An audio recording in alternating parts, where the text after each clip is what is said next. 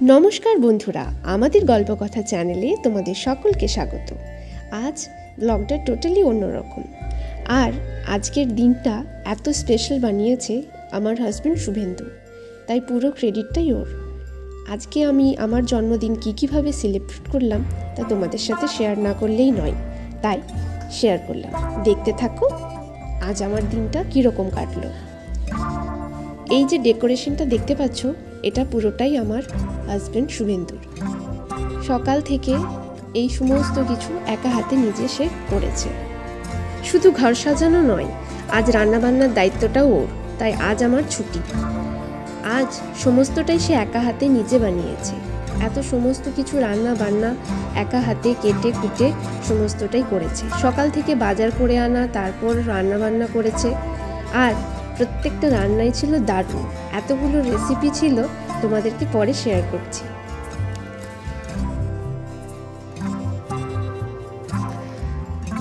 সকাল সকাল ঘুম থেকে তুলে উইশ তো করেইছে। আমাকে রাত্রি 12টার সময় উইশ করেছে। তারপর সকাল সকাল নিজে ঘুম থেকে উঠে সমস্ত কিছু অ্যারেঞ্জমেন্ট করে এখন বসেছে ঘর সাজানোর জন্য। বেলুন টেলুন সমস্ত কিছু দিয়ে ঘর সাজিয়ে তারপর আমার জন্মদিনের জন্য স্পেশালি কেকটাও নিয়ে চলে এসেছে।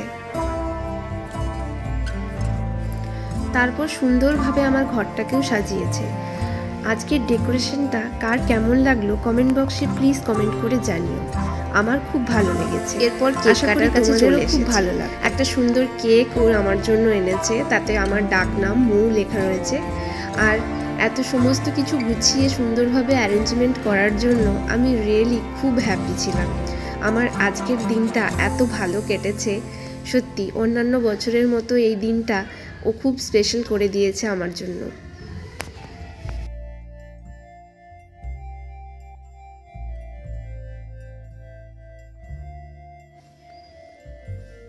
আর যে ড্রেসটা আমি পরে আছি সেটা ওরই গিফট করা। আমার প্রত্যেকটা জিনিস আজকে ও সমস্তটাই গুছিয়েছে। পরপর যা কিছু দেখছি আমি সত্যিই খুব অবাক হয়ে যাচ্ছি। ভাবতেই পারিনি এইভাবে এত সুন্দরভাবে কোনো কিছু অ্যারেঞ্জমেন্টও করতে পারবে বলে। এই প্রথম ও আমার বার্থডে এইভাবে সেলিব্রেট করলো।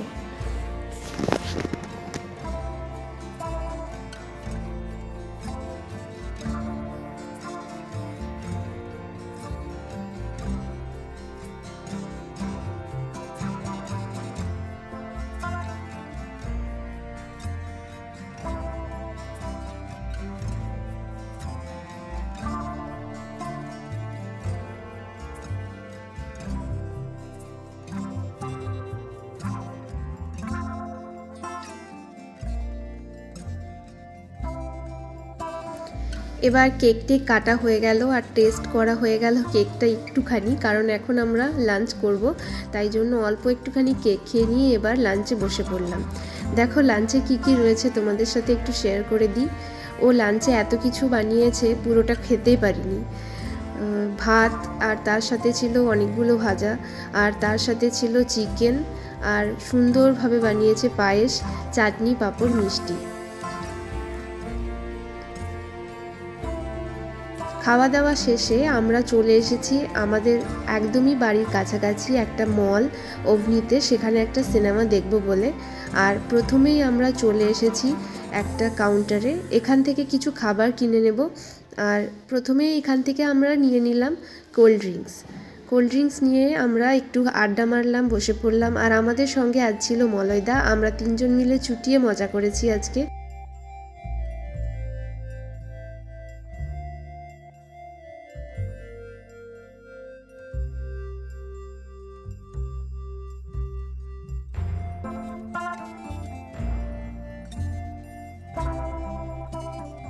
সামনেই ক্রিসমাস, তাই জন্য মলটাকে খুব সুন্দরভাবে সাজানো হয়ে গেছে। আর আমরা একটু ঘুরে টুরে সমস্ত কিছু দেখে টেকে নিয়ে তারপর চলে গেলাম আমাদের সিনেমা হল এর দিকে। সেখানে আমরা সিনেমা দেখব।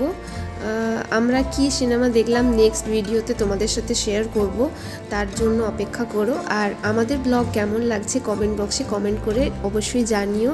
আর ভালো লাগলে চ্যানেলটা প্লিজ লাইক, কমেন্ট, শেয়ার ও সাবস্ক্রাইব করতে ভুলো না।